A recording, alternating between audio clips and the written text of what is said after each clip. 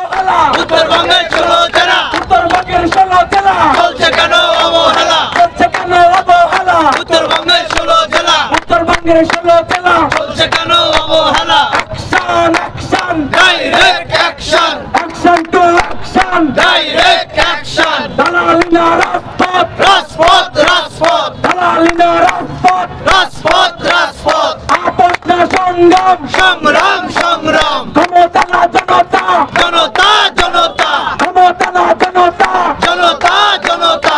অপরাধীদের কালো হাত ভেঙে দাও ঘুরিয়ে দাও, অপরাধীদের কালো হাত ভেঙে দাও ঘুরিয়ে দাও, জালো রে জালো, আগুন জ্বালো, লড়াই লড়াই লড়াই চাই, লড়াই করে বাঁচতে চাই, লড়াই করে বাঁচতে চাই, লড়াই লড়াই লড়াই চাই। আমার ভাই কবরে, গুলি কেন বাহিরে, ফারুকি কেন সরকারে, আমার ভাই কবরে, আমার ভাই কবরে, ফারুকি কেন সরকারে, ফারুকি কেন সরকারে, আমার ভাই কবরে, আমার ভাই কবরে। ফারুকি কেন সরকারে।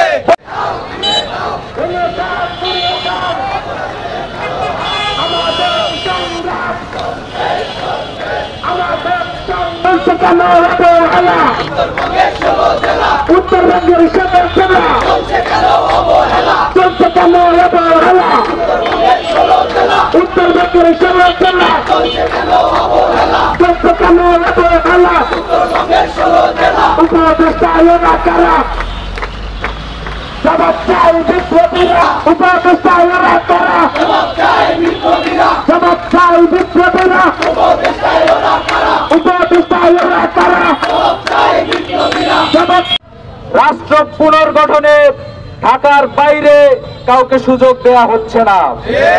আমরা স্পষ্ট আজকের সমাবেশ থেকে জানিয়ে দিতে চাই, এই রাষ্ট্রের প্রত্যেকটি জনগণের। এইখানে করে ইজন চলবে না, এইখানে করে বঙ্গের বন্দিত্ব চলবে না। প্রত্যেকটি অঞ্চলকে এই রাষ্ট্র গঠনের সমান সুযোগ দিতে হবে। এই ঢাকায় এসি রুমে বসে তৃণমূলের জনগণ কেমন আছে এটা বোঝা সম্ভব নয়। যদি এটা আপনারা চালাতেই থাকে তাহলে এই সরকার এবং বৈষম্য বিরোধী ছাত্র আন্দোলন ক্রমান্বয়ে জনগণের রোষানলে পড়তে থাকবে। প্রিয় সংগ্রামী ভাইরা, আজকের এই প্রতিবাদ সমাবেশ থেকে স্পষ্ট জানিয়ে দিতে চাই, কোন বঙ্গের আবদ্ধ থেকে নয়, বাংলাদেশের প্রত্যেকটি অঞ্চলের জনগণকে সুযোগ দিতে হবে। সংগ্রামী জনতা, আজকের বিকেন্দ্রীকরণ এবং ছাত্র জনতার অংশীদারিত্ববিহীন সিদ্ধান্তে উপদেষ্টা নিয়োগের প্রতিবাদে অনুষ্ঠিত এই প্রতিবাদ সমাবেশে উপস্থিত সাধারণ ছাত্র জনতা, এই জুলাই বিপ্লব কোন একক গোষ্ঠীর অবদানে অর্জিত হয়নি। এই জুলাই বিপ্লব নির্দিষ্ট রাজনৈতিক গোষ্ঠীর অবদানে অর্জিত হয়নি। এই জুলাই বিপ্লব না কোনো বিএনপি ছাত্রদল বা ছাত্র শিবিরের, এই জুলাই বিপ্লব না কোনো একক বাম সেকুলার নাস্তিক গোষ্ঠী। এই জুলাই বিপ্লব শুধুমাত্র ছাত্র জনতা।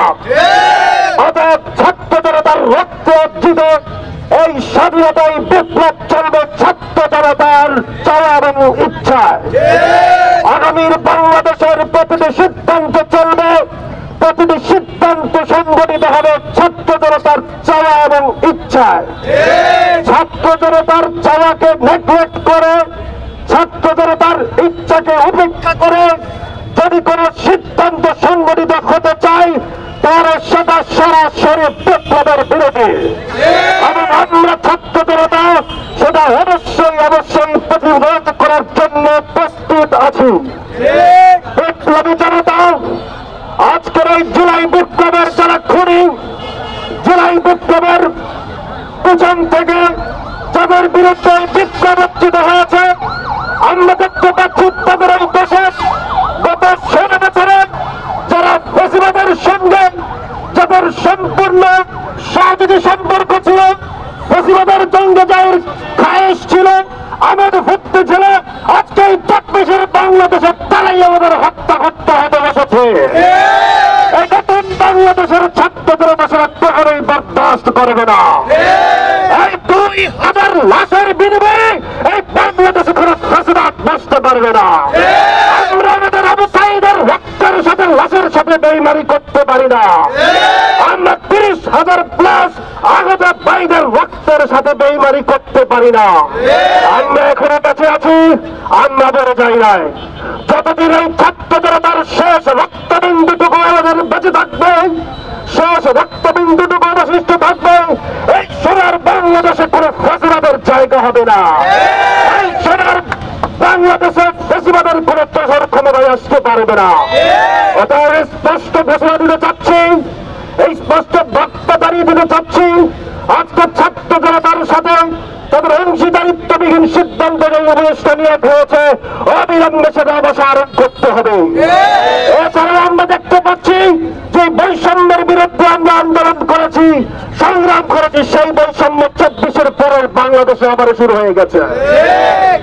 আজকে এই বৈষম্যের বিরুদ্ধে যে রক্ত দেওয়া হয়েছে, সেই রক্তকে বৃথা যেতে দেব না। সোনার বাংলাদেশে সকল ধরনের বৈষম্য আমরা প্রতিহত করেই ছাড়ব। আজকে শুধুমাত্র একটি নির্দিষ্ট অঞ্চল থেকে, একটি নির্দিষ্ট প্যানেল থেকে উপদেষ্টা নির্বাচিত হচ্ছে, অথচ গোটা বাংলাদেশের মানুষের চাওয়া পাওয়াকে বিসর্জন দেওয়া হচ্ছে। স্পষ্ট বলে দিতে চাই, এই ক্ষমতার বিকেন্দ্রীকরণ করতে হবে। ছাত্র জনতার অংশীদারিত্ববিহীন সিদ্ধান্ত যে নিয়োগ দেওয়া হয়েছে, সেটা অপসারণ করতে হবে।